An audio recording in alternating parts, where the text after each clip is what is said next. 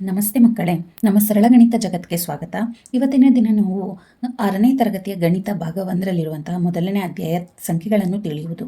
ಈ ಪಾಠದಲ್ಲಿ ಅಭ್ಯಾಸ 1.2 ಚಾಲು ಮಾಡ್ತಾ ಇದ್ದೀನಿ. ಈಗಾಗಲೇ ಈ ಅಭ್ಯಾಸ 1.2ರಲ್ಲಿ ಮೊದಲ 6 ಪ್ರಶ್ನೆಗಳಿಗೆ ಈಗಾಗಲೇ ಉತ್ತರವನ್ನು ಕೊಟ್ಟಿದ್ದೀನಿ. ಮುಂದಿನ ಪ್ರಶ್ನೆ, ಒಬ್ಬಳು ವ್ಯಾಪಾರಿಯ ಬಳಿ ರೂ 78,592 ಇದ್ದವು.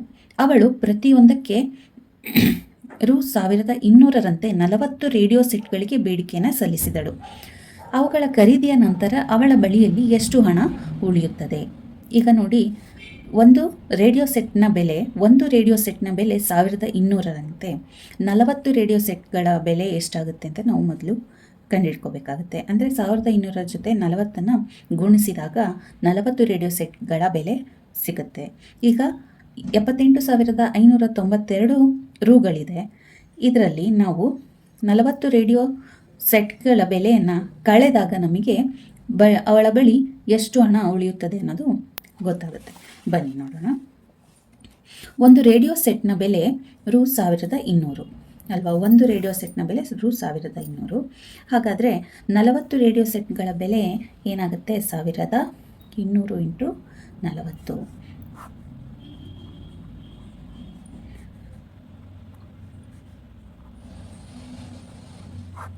ಎಷ್ಟಾಗುತ್ತೆ? 48,000. 40 ರೇಡಿಯೋ ಸೆಟ್ಗಳ ಬೆಲೆ 48,000 ಆಗುತ್ತೆ. ನಾವಿವಾಗ ಏನು ಮಾಡ್ತೀವಿ? ಅವಳ ಬಳಿ 78,592 ರೂ ಇದ್ದಾವೆ. ಇದರಿಂದ ನಾವು 48,000ನ ಕಳಿಬೇಕಾಗತ್ತೆ. ನೋಡಿ, ವ್ಯಾಪಾರಿಯ ಬಳಿ ಇದ್ದ ಹಣ, ವ್ಯಾಪಾರಿಯ ಬಳಿ ಹಣ ಎಷ್ಟಿತ್ತು? 78,592 ರೂ ಇತ್ತು. ರೇಡಿಯೋ ಸೆಟ್ಗಳಿಗೆ ಖರ್ಚಾಗಿರುವಂಥ ಹಣ ಎಷ್ಟಾಗಿದೆ? 48,000. ಇದನ್ನು ನಾವು ಕಳೆದಾಗ ನಮಗೆ ಉಳಿದ ಹಣ ಸಿಗುತ್ತೆ. 2, 9, 5, 8ರಲ್ಲಿ 8 ಹೋದರೆ 0, 7ರಲ್ಲಿ 4 ಹೋದರೆ 3, 30,000. ಅಂದರೆ ಅವಳ ಬಳಿ ಉಳಿದಂಥ ಹಣ 30,592 ರೂ ಆಗುತ್ತೆ. ಮುಂದಿನ ಪ್ರಶ್ನೆ ಹೀಗಿದೆ. ಒಬ್ಬ ವಿದ್ಯಾರ್ಥಿಯು 7,236ನ್ನು 56ರಿಂದ ಗುಣಿಸುವ ಬದಲಾಗಿ 65ರಿಂದ ಗುಣಿಸಿದನು. ಅವನು ಪಡೆದ ಉತ್ತರವು ಸರಿಯಾದ ಉತ್ತರಕ್ಕಿಂತ ಎಷ್ಟು ಹೆಚ್ಚಾಗಿತ್ತು ಅಂತ ಇದೆ. ಈ ಪ್ರಶ್ನೆಗೆ ನಾವು ಉತ್ತರನ 7,236ನ್ನು 56ರಿಂದ ಒಂದ್ಸತಿ ಗುಣಿಸ್ಬೇಕು. ನೆಕ್ಸ್ಟು ಅದೇ 7,236ನ್ನು 65ರಿಂದ ಒಂದ್ಸತಿ ಗುಣಿಸಿದಾಗ 2 ಗುಣಲಬ್ಧಗಳು ಸಿಗುತ್ತೆ ನಮಗೆ. ಅವೆರಡರ ವ್ಯವಕಲನ ಮಾಡಿದಾಗ ಅವೆರಡನ್ನು ಒಂದಕ್ಕೊಂದು ಕಳೆಯೋದ್ರಿಂದ ಸರಿ ಉತ್ತರಕ್ಕಿಂತ ಎಷ್ಟು ಹೆಚ್ಚಾಗಿತ್ತು ಅನ್ನೋದು ತಿಳಿಯುತ್ತೆ. ಆದರೆ ನೋಡಿ, ಇಲ್ಲಿ ಸುಳಿವು ಕೊಟ್ಟಿದ್ದಾರೆ. ನೀವು 2 ಗುಣಕಾರವನ್ನು ಮಾಡುವ ಅವಶ್ಯಕತೆ ಇದೆ ಅಂತ ಹೇಳಿದ್ದಾರೆ. ಅಂದರೆ ನಾವಿವಾಗ ಅವ್ರು ಏನು ಸುಳಿವು ಕೊಟ್ಟಿದ್ದಾರೆ ಅದನ್ನು ಫಾಲೋ ಮಾಡಬೇಕಾಗುತ್ತೆ. 2 ಗುಣಕಾರವನ್ನು ಮಾಡುವ ಅವಶ್ಯಕತೆ ಇದೆಯಾ ಅಂತ ಕೇಳಿದ್ದಾರೆ. ಹಾಗಾಗಿ ನಾವು 2 ಗುಣಕಾರವನ್ನು ಮಾಡೋದು ಬೇಡ. ಈಗ ನಾವು 56ರಿಂದ ಗುಣಿಸುವ ಬದಲು 65ರಿಂದ ಗುಣಿಸಿದನು. ಅಂದರೆ ಎಷ್ಟು ಹೆಚ್ಚಾಗಿ 56ರಿಂದ 65ಕ್ಕೆ ಎಷ್ಟು ಹೆಚ್ಚಿದೆ? 9 ಸಂಖ್ಯೆ ಹೆಚ್ಚಿದೆ. ಆ 9ರಿಂದ ನಾವು 7,236ನ್ನು ಗುಣಿಸಿದಾಗ ಇದು ಉತ್ತರ ಎಷ್ಟು ಹೆಚ್ಚಾಗಿತ್ತು ಅನ್ನೋದು ಸಿಗುತ್ತೆ. ನೋಡಿ ಇಲ್ಲಿ ಮಕ್ಕಳೇ, 56ರಿಂದ ಗುಣಿಸುವ ಬದಲಾಗಿ 65ರಿಂದ ಗುಣಿಸಿದ. ಅವನೀಗ 56ರಿಂದ ಗುಣಿಸ್ಬೇಕಾಗಿತ್ತು. ಯಾವುದನ್ನು? 7,236ನ್ನು 7,236ನ್ನು 56ರಿಂದ ಗುಣಿಸ್ಬೇಕಾಗಿತ್ತು. ಆದರೆ ಅವನು ಏನು ಮಾಡಿದ್ದಾನೆ? ಮಿಸ್ಸಾಗಿ 65ರಿಂದ ಗುಣಿಸ್ಬಿಟ್ಟ. ಅಂದರೆ ಎಷ್ಟು ಹೆಚ್ಚು ಕಮ್ಮಿ ಮಾಡಿದ್ದಾನೆ? 65ರಿಂದ 56ನ್ನು ಕಳೆದಾಗ ನಮಗೆ 9 ಸಿಗುತ್ತೆ. 9 ಸಂಖ್ಯೆ ಜಾಸ್ತಿ ಮಾಡ್ಕೊಂಡಿದ್ದಾನೆ. ಅದರಿಂದ ಬಂದಿರೋ ಉತ್ತರ ತಪ್ಪಾಗೇ ಇರುತ್ತಲ್ವಾ? ತಪ್ಪಾಗಿರುತ್ತೆ ಅಂತಂದರೆ ಏನು? ಹೆಚ್ಚಾಗಿರುತ್ತೆ. ಬರಬೇಕಾಗಿರೋ ಆನ್ಸರ್ಗಿಂತ ಇಲ್ಲಿ ಬಂದಿರೋ ಆನ್ಸರ್ ಜಾಸ್ತಿ ಆಗಿರುತ್ತೆ. ಎಷ್ಟು ಹೆಚ್ಚಾಗಿದೆ ಅನ್ನೋದನ್ನ ತಿಳ್ಕೊಳೋದಕ್ಕೆ ನಾವು 7,236ನ್ನು 9ರಿಂದ ಗುಣಿಸ್ಬೇಕಾಗುತ್ತೆ. 9 6 54ಕ್ಕೆ 4, 5 ದಶಕ 9 3 27, 27 5 32, 32ಕ್ಕೆ 2 3 ದಶಕ 9 2 18, 18 3 21, 2 ದಶಕ 9 7 63, 64 65. ಅಂದರೆ ಇಲ್ಲಿ ಎಷ್ಟು ಹೆಚ್ಚಾಗಿದೆ? 65,124 ಹೆಚ್ಚಾಗಿದೆ. ಇಲ್ಲಿ ವ್ಯತ್ಯಾಸ 65,124 ಇದೆ. ಮತ್ತು ಎರಡೂ ಗುಣಕವನ್ನು ಮಾಡುವ ಅವಶ್ಯಕತೆ ಇಲ್ಲ. ಇಲ್ಲಿ ಎರಡು ಸಂಖ್ಯೆ ಅಂದರೆ 7,236ನ್ನು 56 ಜೊತೆಗೂ ಗುಣಿಸೋದು ಮತ್ತು 65 ಜೊತೆನೂ ಗುಣಿಸೋದು. ಬಂದಿರೋಂಥ ಉತ್ತರನ ವ್ಯತ್ಯಾಸ ಕಂಡುಹಿಡಿಯೋದು ಮಾಡೋ ಅವಶ್ಯಕತೆ ಏನೂ ಇಲ್ಲ. 65ರಿಂದ 56ನ್ನು ಕಳೆದ್ಬಿಟ್ಟು ಆ 9ರಿಂದ ಇದನ್ನು ಗುಣಿಸಿದ್ರೆ ಸಾಕು. ಮುಂದಿನ ಪ್ರಶ್ನೆ ನೋಡೋಣ ಬನ್ನಿ. ಮುಂದಿನ ಪ್ರಶ್ನೆ, ಒಂದು ಅಂಗಿಯನ್ನು ಹೊಲಿಯುವುದಕ್ಕೆ 2 ಮೀಟರ್ 15 ಸೆಂಟಿಮೀಟರ್ ಬಟ್ಟೆಯು ಬೇಕಾಗುತ್ತದೆ. 40 ಮೀಟರ್ ಬಟ್ಟೆಯಿಂದ ಎಷ್ಟು ಅಂಗಿಗಳನ್ನು ಹೊಲಿಯಲು ಸಾಧ್ಯವಾಗುತ್ತದೆ ಮತ್ತು ಎಷ್ಟು ಬಟ್ಟೆಯು ಉಳಿಯುತ್ತದೆ? ನೋಡಿ, ಇಲ್ಲಿ ಒಂದು ಅಂಗಿಯನ್ನು ಹೊಲಿಯೋದಕ್ಕೆ 2 ಮೀಟರ್ 15 ಸೆಂಟಿಮೀಟರ್ ಬಟ್ಟೆ ಬೇಕಾಗತ್ತಂತೆ. ಈಗ ಟೋಟಲ್ ಆಗಿ 40 ಮೀಟರ್ ಬಟ್ಟೆಯಿಂದ ನಾವು ಎಷ್ಟು ಅಂಗಿಯನ್ನು ಹೊಲಿಬಹುದು? ಜೊತೆಗೆ 40 ಮೀಟರಲ್ಲಿ ಒಂದಿಷ್ಟು ಅಂಗಿಗಳನ್ನು ಹೊಲಿದು ಒಂದಷ್ಟು ಬಟ್ಟೆಯನ್ನು ಉಳಿಯುತ್ತೆ. ಆ ಎಷ್ಟು ಉಳಿಯುತ್ತೆ ಅನ್ನೋದನ್ನು ನಾವು ಕಂಡುಹಿಡಿಬೇಕಾಗಿದೆ. ಸುಳಿವು ನೋಡಿ, ಅಳತೆಯನ್ನು ಸೆಂಟಿಮೀಟರ್ಗೆ ಪರಿವರ್ತಿಸಿ. ಇಲ್ಲಿ 2 ಮೀಟರ್ 15 ಸೆಂಟಿಮೀಟರ್ ಅಂತ ಇದೆ, 40 ಮೀಟರ್ ಇದೆ. ನಾವು ಇದೆಲ್ಲ ಅಳತೆಯನ್ನು ನಾವು ಸೆಂಟಿಮೀಟರ್ಗೆ ಮೊದಲು ಪರಿವರ್ತಿಸ್ಕೊಂಡು ಆಮೇಲೆ ಲೆಕ್ಕವನ್ನು ಮಾಡಬೇಕಾಗಿದೆ. ನೋಡಿ ಮಕ್ಕಳೇ, ಒಂದು ಅಂಗಿಯನ್ನು ಹೊಲಿಯುವುದಕ್ಕೆ ಬೇಕಾದ ಬಟ್ಟೆ ಎಷ್ಟು ಕೊಟ್ಟಿದ್ದಾರೆ? 2 ಮೀಟರ್ 15 ಸೆಂಟಿಮೀಟರ್. 2 ಮೀಟರ್ 15 ಸೆಂಟಿಮೀಟರ್, 1 ಮೀಟರ್ಗೆ 100 ಸೆಂಟಿಮೀಟರ್. ಹಾಗಾಗಿ 2 ಮೀಟರ್ಗೆ 200 ಸೆಂಟಿಮೀಟರ್. 200 ಸೆಂಟಿಮೀಟರ್ ಪ್ಲಸ್ 15 ಸೆಂಟಿಮೀಟರ್ ಎಷ್ಟಾಯಿತು? 215 ಸೆಂಟಿಮೀಟರ್ ಆಯಿತು. 40 ಮೀಟರ್ ಬಟ್ಟೆಯಿಂದ ಹೊಲಿಯುವ ಅಂಗಿಗಳ ಸಂಖ್ಯೆ 40 ಮೀಟರ್. 40 ಮೀಟರ್ನ ನಾವು ಏನಂತ ಬರ್ಕೋಬೋದು? 4000 ಸೆಂಟಿಮೀಟರ್. 4000 ಸೆಂಟಿಮೀಟರ್. ಈಗ 4000 ಸೆಂಟಿಮೀಟರಲ್ಲಿ ಒಂದು ಬಟ್ಟೆಗೆ, ಒಂದು ಅಂಗಿಗೆ 215 ಸೆಂಟಿಮೀಟರ್ ಬೇಕು ಅಂತಂದಾಗ ನಾವೀಗ ಇದನ್ನು 215ರಿಂದ ಭಾಗಿಸ್ಬೇಕಾಗುತ್ತೆ. ಬನ್ನಿ ಭಾಗಿಸೋಣ. 4000ನ ನಾವು 215ರಿಂದ ಭಾಗಿಸ್ತಾ ಇದ್ದೀವಿ. 215 ಇಂಟು 1 215. 10ರಲ್ಲಿ 5 ಹೋದರೆ 5, 9ರಲ್ಲಿ 1 ಹೋದರೆ 8, ಇದು 3 ಇದೆ, 3ರಲ್ಲಿ 2 ಹೋದರೆ 1. ನೆಕ್ಸ್ಟ್ ಈಗ 0 ಇದೆ, 0ನ ತಗೊಳ್ಳೋಣ. 8ಲೆ 215 ಇಂಟು 8 ಮಾಡಿದಾಗ 1720 ಬರುತ್ತೆ. 0, 5ರಲ್ಲಿ 2 ಹೋದರೆ 3, 8ರಲ್ಲಿ 1, 8ರಲ್ಲಿ 7 ಹೋದರೆ 1, 130. ನೋಡಿ, ಇಲ್ಲೇನಾಗಿದೆ? ಭಾಗಿಸಿದಾಗ 215ರಿಂದ 4000ನ ಭಾಗಿಸಿದಾಗ 18 ಬಂದಿದೆ. ಹಾಗಾದರೆ 4000 ಸೆಂಟಿಮೀಟರ್ ಬಟ್ಟೆಯಲ್ಲಿ 15 ಅಂಗಿಗಳನ್ನು ಹೊಲಿಬೋದು.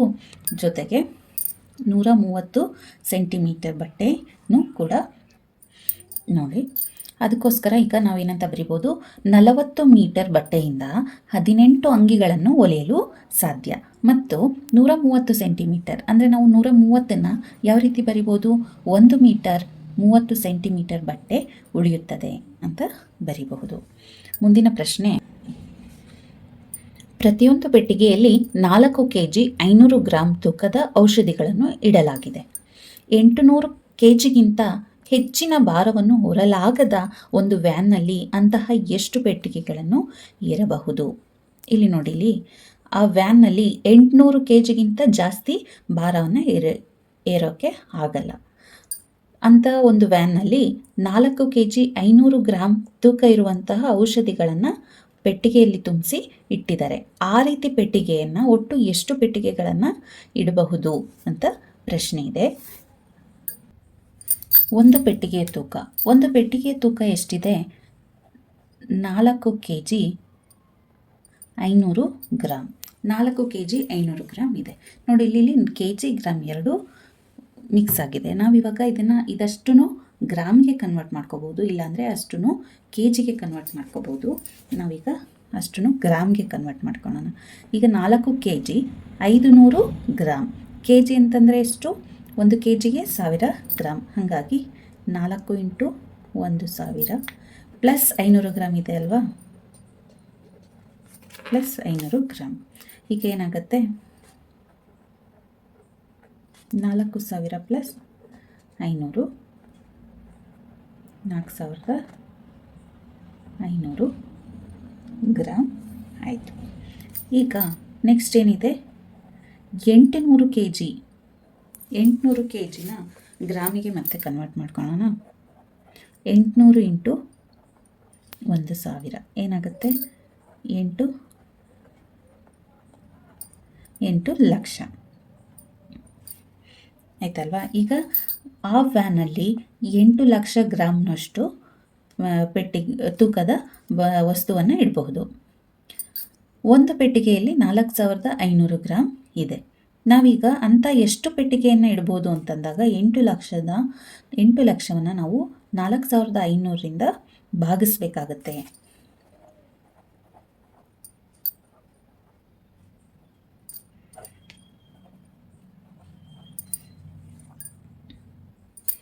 ನೋಡಿ ಇಲ್ಲಿ 4500 1 4500 ಏನು ಉಳಿತು? 0 0. 10ರಲ್ಲಿ 5 ಹೋದರೆ 5, 7ರಲ್ಲಿ 4 ಹೋದರೆ 3, 3500 ಬಂತು. ನೆಕ್ಸ್ಟ್ ಏನು? 4500ರಿಂದ 7 ಎಷ್ಟಾಗುತ್ತೆ? 31500 ಆಗುತ್ತೆ. ನಾವಿಲ್ಲಿ ಒಂದು 0ನ ಕೆಳಗೆ ಇಳಿಸ್ಕೊಂಡಿರ್ತೀವಲ್ವ. 0 0. 10ರಲ್ಲಿ 5 ಹೋದರೆ 5, 4ರಲ್ಲಿ 1 ಹೋದರೆ 3, ಮತ್ತೆ ಸೇಮ್, ಮತ್ತೆ 0ನ ಇಳಿಸ್ಕೊತೀವಿ. ಮತ್ತೆ 7ರಿಂದ 31500 ಏನು ಉಳಿಯುತ್ತೆ? 3500 ಉಳಿಯುತ್ತೆ. ಈಗ 177 ಬಂದಿದೆ. ಆದ್ದರಿಂದ ಆ ವ್ಯಾನ್ನಲ್ಲಿ 177 ಪೆಟ್ಟಿಗೆಗಳನ್ನು ಹೇರಬಹುದು. ಇದು ಉತ್ತರ ಆಗಿದೆ. ಮುಂದಿನ ಪ್ರಶ್ನೆ,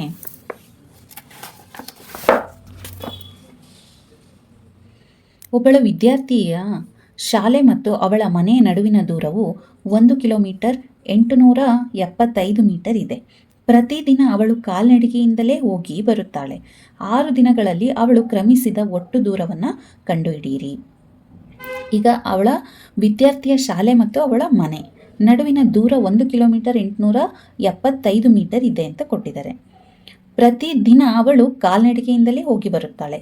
ಅಂದರೆ ಅವಳು ಮನೆಯಿಂದ ಶಾಲೆಗೆ, ಶಾಲೆಯಿಂದ ಮನೆಗೆ ಕಾಲ್ನಡಿಗೆಯಿಂದಲೇ ಓಡಾಡ್ತಾ ಇದ್ದಾಳೆ. ಒಂದು ಟೈಮ್ಗೆ 1 ಕಿಲೋಮೀಟರ್ 875 ಶಾಲೆಯಿಂದ ಮನೆಗೆ ಹೋದಾಗ. ನೆಕ್ಸ್ಟ್ ಮನೆಯಿಂದ ಶಾಲೆಗೆ ಬಂದಾಗ 1 ಕಿಲೋಮೀಟರ್ 875 ಮೀಟರ್ ಚಲಿಸ್ತಾಳೆ. ಇದೇ ರೀತಿ ಪ್ರತಿದಿನ ಅವಳು ಓಡಾಡ್ತಾ ಇದ್ದಾಳೆ. 6 ದಿನಗಳಲ್ಲಿ ಅವಳು ಕ್ರಮಿಸಿದ ಒಟ್ಟು ದೂರವನ್ನು ಕಂಡುಹಿಡಿಯಿರಿ ಅಂತ ಹೇಳಿದರೆ ನಾವು 6 ದಿನದ್ದು ಒಟ್ಟು ಕಂಡುಹಿಡಿಬೇಕಾಗಿದೆ. ಶಾಲೆ ಮತ್ತು ಮನೆಯ ನಡುವಿನ ಅಂತರ ಎಷ್ಟಿದೆ? 1 ಕಿಲೋಮೀಟರ್ 875 ಮೀಟರ್ ಇದೆ. ನಾವು ಇದನ್ನು ಅಷ್ಟನ್ನು ಕಿಲೋಮೀಟರ್ ಇಲ್ಲ ಅಂತಂದರೆ ಮೀಟರ್ಗೆ ಕನ್ವರ್ಟ್ ಮಾಡ್ಕೋಬಹುದು. ನಾವಿವಾಗ 1 ಕಿಲೋಮೀಟರ್ ಅಷ್ಟನ್ನು ನಾನು ಮೀಟರ್ಗೆ ಕನ್ವರ್ಟ್ ಮಾಡ್ತಿದ್ದೀನಿ. 1 ಕಿಲೋಮೀಟರ್ ಅಂದ್ರೇನು? ಇಂಟು 1000 ಮೀಟರ್ ಪ್ಲಸ್ 875 ಮೀಟರ್ ಎಷ್ಟಾಯಿತು? 1875 ಮೀಟರ್. ಶಾಲೆ ಮತ್ತು ಮನೆಯ ನಡುವಿನ ಅಂತರ 1875 ಆಯಿತು. ಅವಳು ಮನೆಯಿಂದ ಶಾಲೆಗೆ ಹೋಗ್ತಾಳೆ, ಮತ್ತು ಶಾಲೆಯಿಂದ ವಾಪಸ್ ತಿರ್ಗಾ ಮನೆಗೆ ಬರ್ತಾಳೆ. ಒಟ್ಟು ಅವಳು 2 ಸತಿ ಓಡಾಡ್ತಾ ಇರೋದ್ರಿಂದ ಶಾಲೆ ಮತ್ತು ಒಂದು ದಿನದ ಓಡಾಟ ಅಂತ ಹೇಳ್ಬೋದು. ಇದನ್ನು ಕೂಡಿದಾಗ ನಮಗೆ ಒಂದು ದಿನ ಎಷ್ಟು ಓಡಾಡ್ತಾಳೆ ಅಂತ ತಿಳ್ಕೊಬೋದು. 10 1 15 1 17 1 3 3750 ಮೀಟರ್ ಓಡಾಟ ನಡೆಸ್ತಾ ಇದ್ದಾಳೆ ಪ್ರತಿ ಒಂದು ದಿನಕ್ಕೆ. ಹಾಗಾದರೆ 6 ದಿನಕ್ಕೆ ಅವಳು ಎಷ್ಟು ನಡೆದಿದ್ದಾಳೆ ಅನ್ನೋದನ್ನು ತಿಳ್ಕೊಳ್ಳೋಣ. 6 ದಿನಗಳಲ್ಲಿ ಪ್ರಯಾಣಿಸಿದ ದೂರ, ಒಂದು ದಿನ 3750 ಮೀಟರ್ ಪ್ರಯಾಣಿಸಿದ್ದಾಳೆ ಅಂದರೆ ಇಂಟು 6 ಮಾಡಿದಾಗ 6 ದಿನ ಪ್ರಯಾಣಿಸಿದ ದೂರ ಸಿಗುತ್ತೆ. 5 18 22 ಅಂದರೆ 6 ದಿನಗಳಲ್ಲಿ ಪ್ರಯಾಣಿಸಿದ ದೂರ 22,500 ಮೀಟರ್ ಇರುತ್ತೆ. ಇದು 22,500 ಮೀಟರ್ ಇದೆ. ಹಾಗಾದರೆ ನಾವು ಇದನ್ನು 22 ಕಿಲೋಮೀಟರ್ 500 ಮೀಟರ್ ಅಂತ ಹೇಳ್ಬೋದು. ಆದ್ದರಿಂದ 6 ದಿನಗಳಲ್ಲಿ ಒಟ್ಟು ದೂರ 22 ಕಿಲೋಮೀಟರ್ 500 ಮೀಟರ್ಗಳ ದೂರ ಪ್ರಯಾಣಿಸಿದಳೆ ಆ ವಿದ್ಯಾರ್ಥಿನಿ. ನೋಡಿ ಮಕ್ಕಳೇ, ಈಗ ಒಂದು ಪಾತ್ರೆಯು 4 ಲೀಟರ್ ಮತ್ತು 500 ml ಮೊಸರನ್ನು ಹೊಂದಿದೆ. 25 ಮಿಲಿಲೀಟರ್ ಗಾತ್ರವಿರುವ ಎಷ್ಟು ಲೋಟಗಳಲ್ಲಿ ಅದನ್ನು ತುಂಬಲು ಸಾಧ್ಯವಿದೆ ಅಂತ ಕೇಳಿದ್ದಾರೆ. ಈಗ ಆ ಪಾತ್ರೆಯಲ್ಲಿ 4 ಲೀಟರ್ ಮತ್ತು 500 ml ಮೊಸರನ್ನು ತುಂಬಿಸ್ಬೋದು ಅಂತ ಒಂದು ಪಾತ್ರೆ ತುಂಬ ಮೊಸರಿದೆ. ಆ ಮೊಸರನ್ನು 25 ಮಿಲಿಲೀಟರ್ ಗಾತ್ರವಿರುವಂತಹ ಎಷ್ಟು ಲೋಟಗಳಲ್ಲಿ ಅದನ್ನ ತುಂಬಬಹುದು ಅಂದರೆ, ಈಗ ಒಂದು ಪಾತ್ರೆ ಮೊಸರಿನ ಪ್ರಮಾಣ ಏನು? 4 ಲೀಟರ್ 500 ಮಿಲಿಲೀಟರ್. 4 ಲೀಟರ್ನ ನಾವು 4000 ಮಿಲಿಲೀಟರ್ ಪ್ಲಸ್ 500 ಮಿಲಿಲೀಟರ್ ಅಂತ ಬರ್ಕೋಬೋದಲ್ವಾ. ಇದೇನಾಗುತ್ತೆ? 4500 ಮಿಲಿಲೀಟರ್. ಆ ಪಾತ್ರೆಯಲ್ಲಿ 4500 ಮಿಲಿಲೀಟರಷ್ಟು ಮೊಸರಿದೆ. ಅಲ್ಲಿ ಒಂದು ಲೋಟದ ಸಾಮರ್ಥ್ಯ ಎಷ್ಟಿದೆ ಅಂತಂದರೆ 25 ಮಿಲಿಲೀಟರ್. 25 ಮಿಲಿಲೀಟರ್ನ ಪ್ರಮಾಣ ತುಂಬಲು ಸಾಧ್ಯವಾಗಿರುವಂತಹ ಒಂದು ಲೋಟದಲ್ಲಿ ಅಂತಹ ಎಷ್ಟು ಲೋಟವನ್ನು ತುಂಬಿಸಬಹುದು ಅಂತ ಕೇಳಿದ್ದಾರೆ. ನಾವಿವಾಗ ಏನು ಮಾಡ್ಬೋದು? 4500 ಮಿಲಿಲೀಟರ್ನ 25ರಿಂದ ಭಾಗಿಸ್ಬೇಕಾಗತ್ತೆ.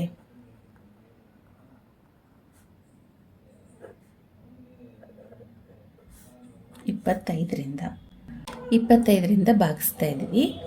1 25 0 2 1 0 ಕೆಳಗೆ ಇಳಿಸ್ಕೊಳ್ತಾ ಇದ್ದೀವಿ. 200 ಆಯಿತು. 25 8 200. ಈ ಉಳಿದಿರೋ 0ನ ತೆಗೆದು ಇಲ್ಲಿಗೆ ಹಾಕ್ತಾ ಇದ್ದೀವಿ.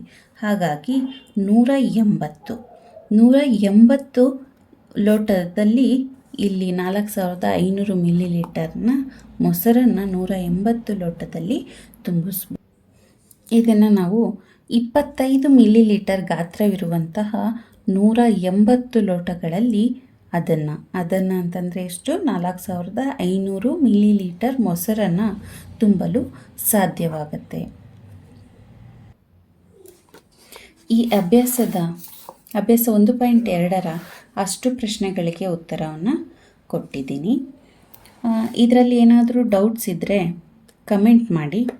ನನ್ನ ಕ್ಲಾಸ್ ನಿಮ್ಗೆ ಇಷ್ಟ ಆಗಿದ್ದರೆ ಲೈಕ್ ಮಾಡಿ, ನಿಮ್ಮ ಫ್ರೆಂಡ್ಸ್ಗೆಲ್ಲ ಶೇರ್ ಮಾಡಿ. ದಯವಿಟ್ಟು ನನ್ನ ಚಾನಲ್ನ ಸಬ್ಸ್ಕ್ರೈಬ್ ಮಾಡ್ಕೊಳ್ಳಿ.